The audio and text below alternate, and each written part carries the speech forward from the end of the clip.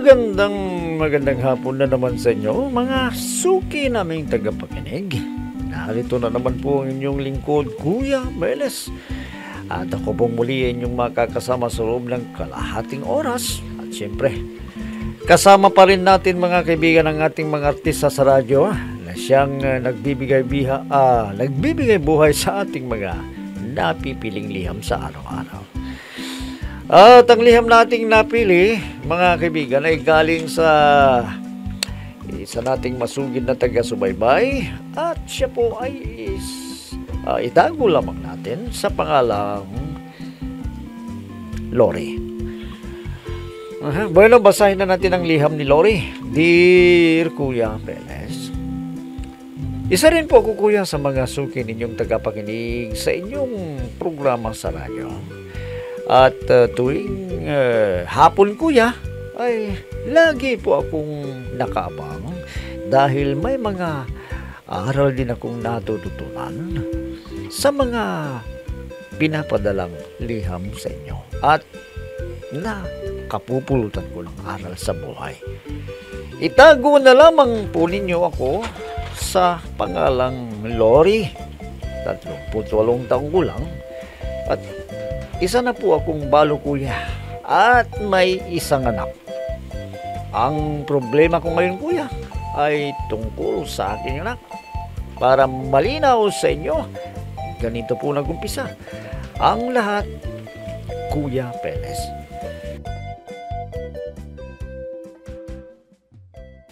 Lenny, apo, si mama mo. Naku, Lola, maagang umalis kanina po.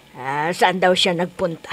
Ewan ko, hindi naman nagpaalam sa akin eh. Ay nako, itong mama mo talaga, oo, parang dalaga. Alis ng alis. Lola, kung buhay pa sana ang papa ko, hindi alis ng alis si mama, no? Oo nga pero wala tayong magagawa. Namatay sa aksidente ang papa mo. Oo nga po, Lola. 11 years old pa lang ako nung naaksidente si Papa sa minamaneho niyang kotse. Marahil talagang hanggang doon lamang ang kanyang buhay. Lola, alam niyo po, namimiss ko na siya. Naiinggit nga ako sa mga kaklase ko eh. Oh, nako, tama na yan, apo. Lahat naman tayo ay mamamatay. Hindi nga lang sabay-sabay. Sana, Lola, ang hiling ko, makita ko ang papa ko kahit sa panaginip lang. Siya na. Huwag ka nang umiyak. Nako, papangit ka dyan eh. Si mama kasi, Lola alis na alis. Siguro, nagpupunta siya sa mga kakilala niya. Hayaan mo. At pagsasabihan ko siya pagdating niya mamaya. Hindi naman kailangan na maghanap ng trabaho ang mama Kasi may naiwan din ang papa sa kanyang mana. Mana niya sa lolo at kay lola. Ay, nako. Tama na yan, apo. At may pasok ka pa mamaya.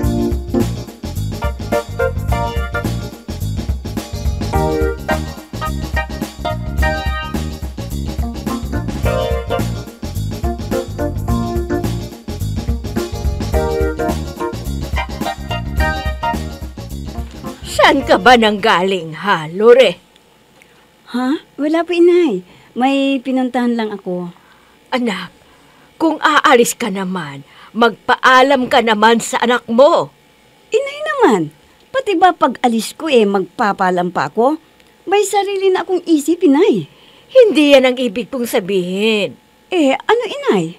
Para naman, hindi kami nag-aalala sa'yo ng anak mo. Inay, malaki na po si Melvie. Dalaga na siya. Hindi naman yan ang ibig kong sabihin paano? Kung may masamang nangyari sa'yo sa daan? Inay naman sa tanda ko bang ito kailangan pa ba ninyo akong pagsabihan? Hindi naman sa ganun, anak. Inay, alam ko pang ginagawa ko. Kaya huwag niyo akong alalahanin.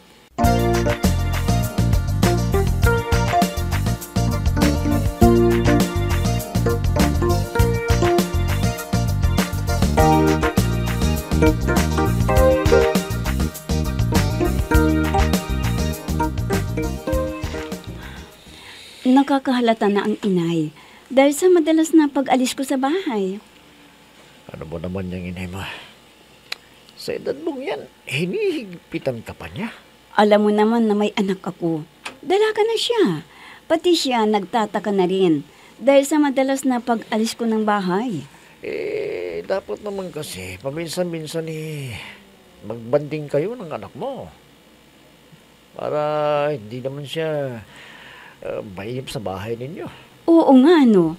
Tama ka dyan. O, di ba? Wala kayo saan ka pumunta, libre ka. O sige, gagawin ko yung sinasabi mo. Magbabanding kaming mag-ina. Dapat lang.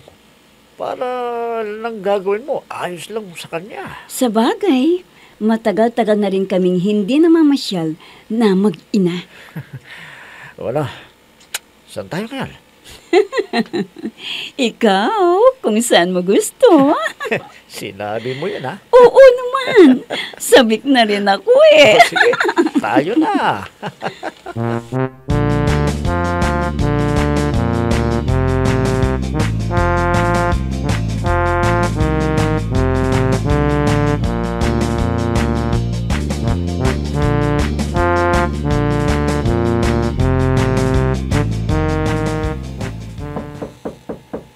Sandali lang, nariyan na.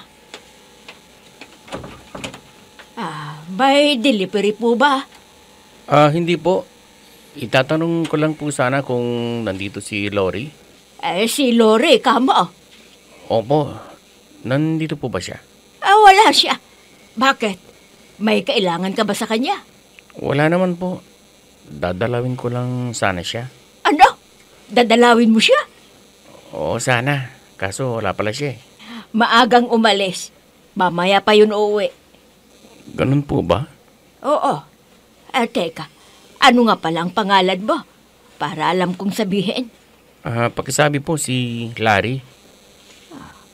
Bata pa ito Alangan naman liligaw ito kay Lore.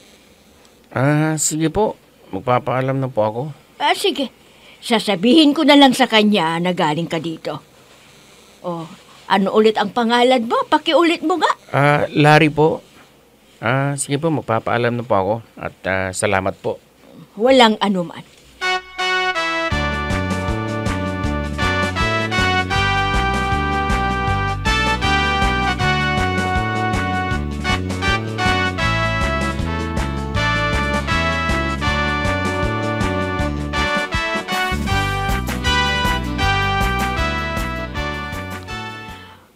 Mabuti at dumating ka na. Bakit po ba, inay? May naghahanap sa'yo. Ho?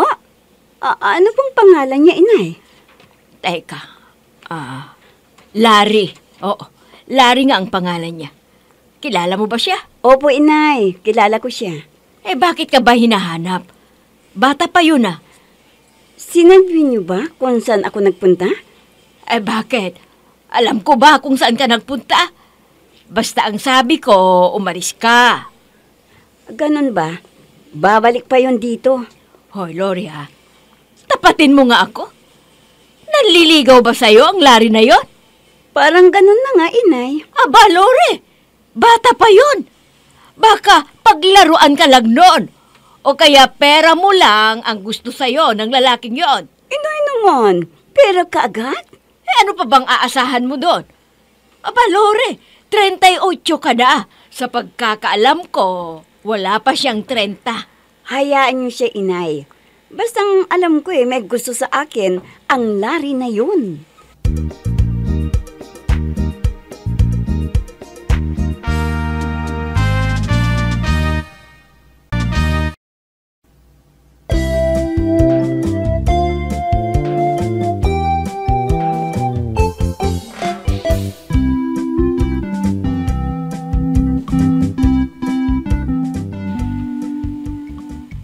Maaga, kuya, na nawala sa akin ang aking asawa dahil sa isang aksidente.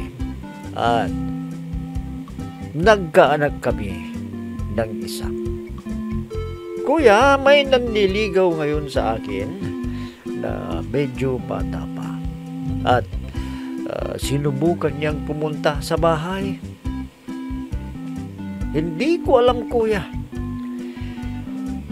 kung bakit siya nagpunta sa bahay dahil billing ko naman sa kanya, huwag mo nang pumunta dahil sigurado ako na may masasabi si inay. Minsan, kuya, ay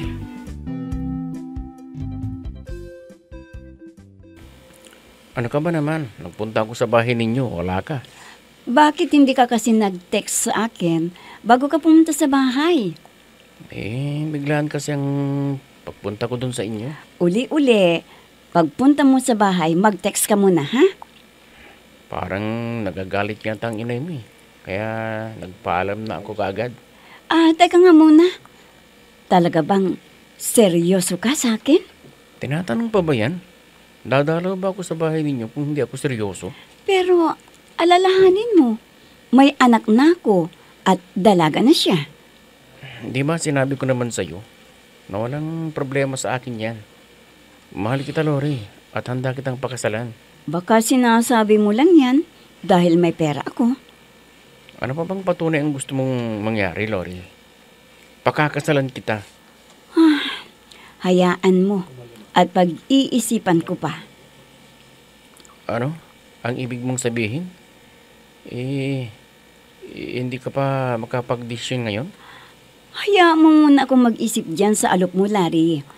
Kailangan ko munang kausapin ang anak ko tungkol dito. Sige, hihintayin ko ang desisyon mo. Maghihintay ako, Lori. Huwag kang mag-alala. Pagbalik mo, malalaman mo na ang sagot ko sa gusto mong mangyari. Sana pumayag yung anak mo. Kahit medyo malayong agwat ng edad natin. Baka isipin niya na pera lang ang habol ko sa'yo.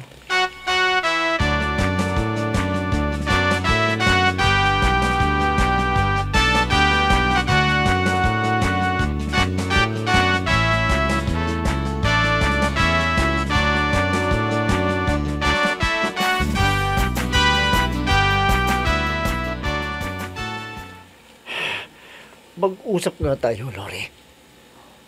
Talaga bang seryoso ko na sa lalaking yun, ha? Alam mo naman, Mar, na siya lang ang nag-alok ng kasal sa akin at ayoko ng relasyon na ganito. Kaya namang kitang pakasalan, ha? Pero matagal na tayo, Mar. Ni minsan, hindi mo nabanggit sa akin ang salitang kasal. Pero si Larry, desidido na siyang pakasalan ako at tinanggap din ang anak ko. Bakit? Tanggap ko naman kung ano ka. Pero Mar, iba si Larry. Ano bang pagkakaiba naming dalawa, ha, Lori? Sabihin mo sa akin. Malaki ang pagkakaiba ninyong dalawa. Siya kasi ni minsan, hindi niya sinamantala ang kalagayan ko sa buhay. Anong ibig mong sabihin, Lori? Ni minsan, hindi siya nanghingi ng pera sa akin. Bakit ako? Nanghingi ba sa'yo? Binibigyan mo naman sa akin yun, ha?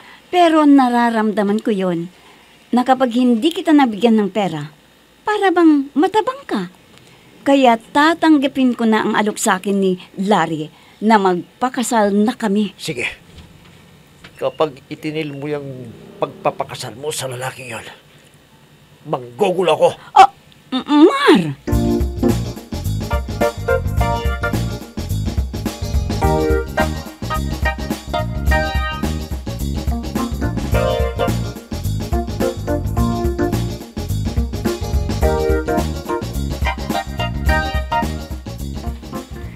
Yan na nga bang sinasabi ko sa iyo eh. Pati yung anak mo, kung maaari, ayaw kanyang mag-asawa pa. Pero inay, gusto ko nang lumagay sa tahimik. Alam niyo naman na maagang namatay si Mike na ama ni Lenny. Kailangan ko nang kasama sa buhay eh. Bakit pa? Nandyan naman ang anak mo ha. Inay, dalaga na siya. At hindi magtatagal, mag-aasawa din yan. Sino ang magiging kasama ko habang buhay? Ano ang gagawin mo? May banta sa'yo. Ang Mar na yon. Kapag itinuloy mo ang pagpapakasal kay Larry. Yan na nga po ang problema ko ngayon, inay. Gulong-gulo po ang isip ko ngayon. Ay, nako. Hindi ko rin alam, anak. Pati rin ako ay naguguluhan. Ano kaya kung wag na ninyong ituloy ang plano ninyong pagpapakasal ni Larry? Inay, Yan ang alam kong paraan para hindi na manggugulo. Ang Mar na yon, yan lang, anak.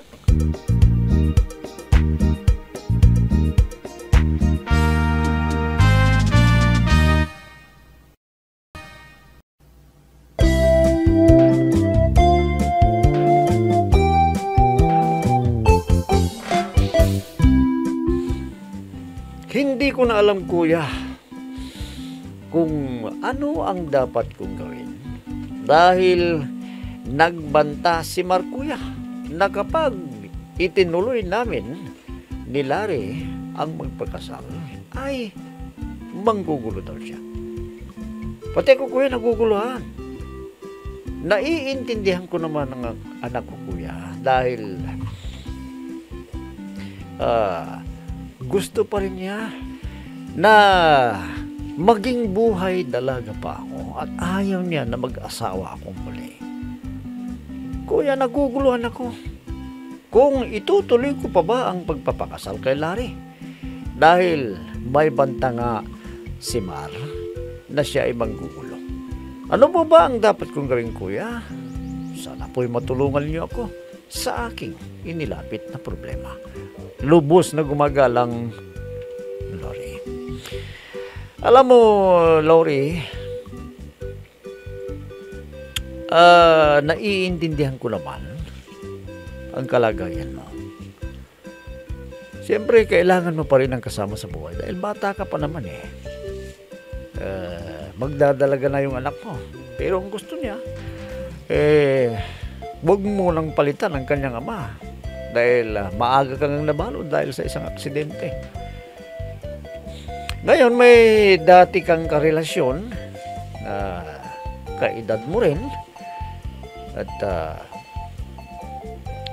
mahal ka rin niya. Kaya lang, sabi mo nga, parang pera mo lang yung ginusto niya sa'yo. Parang ganun ang ibig mong sabihin eh. Dahil kapag hindi mo siya naaabutan ng pera, parang baliwala sa kanya. Pero yung bagong nanliligaw mo, medyo bata pa. Medyo panganay ka ng medyo ilang taon. Alam mo, Lori, yan din ang mahirap.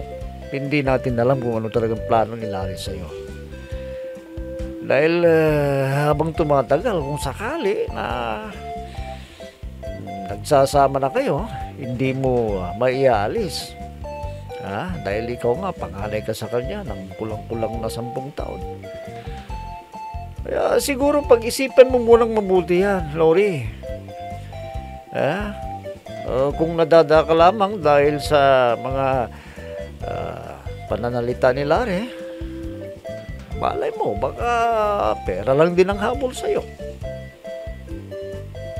Pero ang nakakatuwa dyan, desidido siyang pakasalan ka. Nagdesisyon na pakakasalan ka. Ibig sabihin, baka totoo nga na talagang mahal ka niya. Pero may mga lalaking mapagsamantala rin na ang habol nila, yung pera mo talaga. Nandiyan ako na talagang yan din ang habol nila sa'yo dahil may pera ka nga. Pero mararamdaman mo rin yan kung talagang mahal ka ng isang lalaki na hindi lang yung pera yung habol sa'yo. Kaya lang, mahirap nito dahil nga nagbanta si Mar na kapag itinuloy ninyo ni Larry ang pagpapakasal, magugulo siya. Abay, huwag mong baliwalayin yan. Bali natin, baka tutuhanin niya. Lalong-lalo na, parang frustrated na siya. Ang pag-ibig kasi, malaki nagagawa niya. Kaya niyang pumatay ng isang tao dahil lang sa pag-ibig. Tandaan mo yan. Kaya,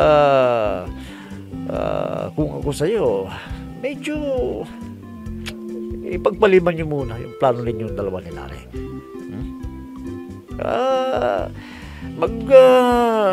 Masin muna kayo.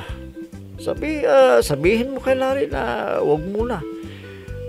Ipagpaliban muna. Mag-usap kayo dalawa. Pag-usapan ninyong dalawa yan dahil hindi basta-basta yung iniisip ninyo. Dahil kapag may nangyari na, dyan nyo lang maiisip na talagang magkakaproblema kayo. Bueno, yan na lang muna sigurong masasabi ko sa iyo, Lori. At naway kahit papaano ay napayuhan kita sa iyong nilapit na problema. Bueno mga kaibigan, hanggang bukas na muli sa ganito ring oras at timpilan, inyo pong abangan at pakinggan ang programa Teles at yun!